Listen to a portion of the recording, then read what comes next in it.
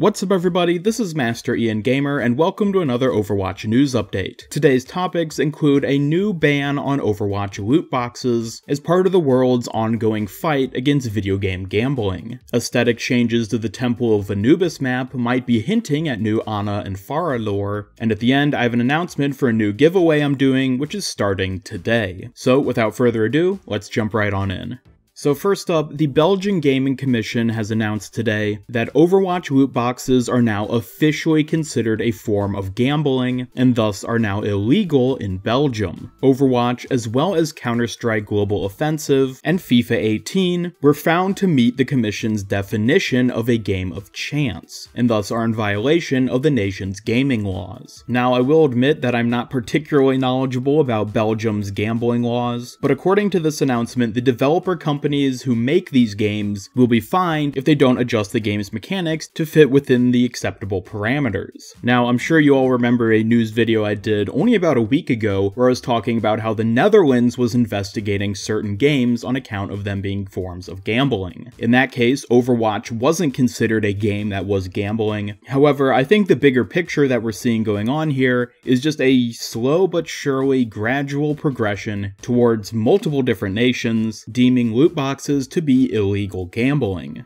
Now, as for what Blizzard will actually do to meet these new requirements set by the Belgian Gaming Commission, I'm really not sure. We could see something similar to what they did in China, where you can get loot boxes as a quote-unquote free gift when you purchase in-game currency. That's more or less a sort of loophole to circumvent the Chinese laws, so I wouldn't be surprised if something like that doesn't end up flying in Belgium and other parts of Europe, which seemingly are going to be following suit pretty soon. The announcement didn't specify exactly how much time Blizzard and the other companies have to change their game mechanics, so I'm not really sure when we can expect to see the actual changes go through, or again, what the changes will even be. It's possible we could see something more along the lines of what Fortnite has with its microtransactions, where there are no loot boxes, but instead you just straight up buy currency and then use that to purchase the in-game cosmetic items. I might have to make a video at some point in the future going more in depth with what Blizzard might end up doing if these gambling bans end up spreading to more and more nations, but for the time being, if you happen to live in Belgium, you're probably going to be seeing some changes fairly soon. Anyways, moving on to our next topic for today. Similarly to the Zhong Tower changes I talked about in yesterday's video,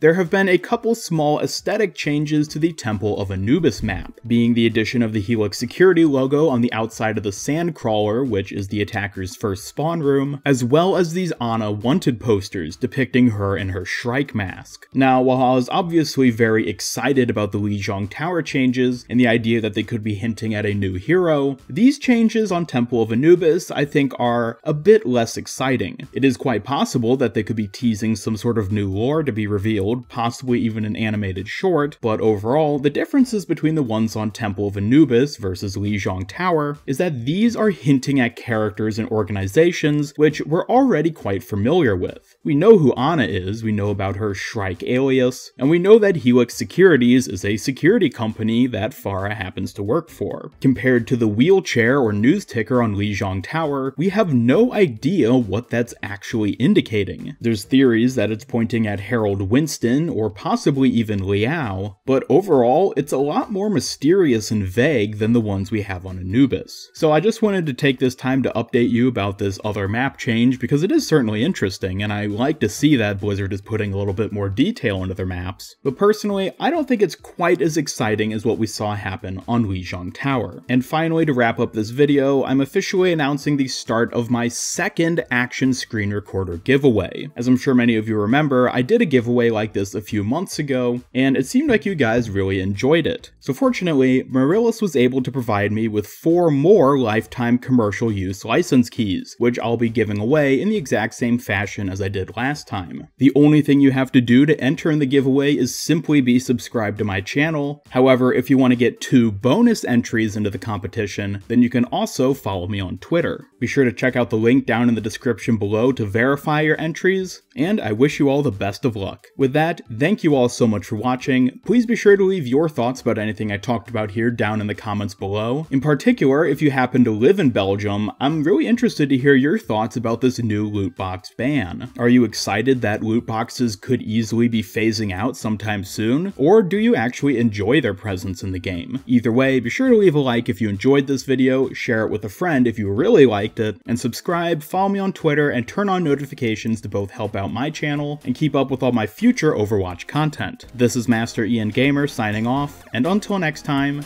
have a great day.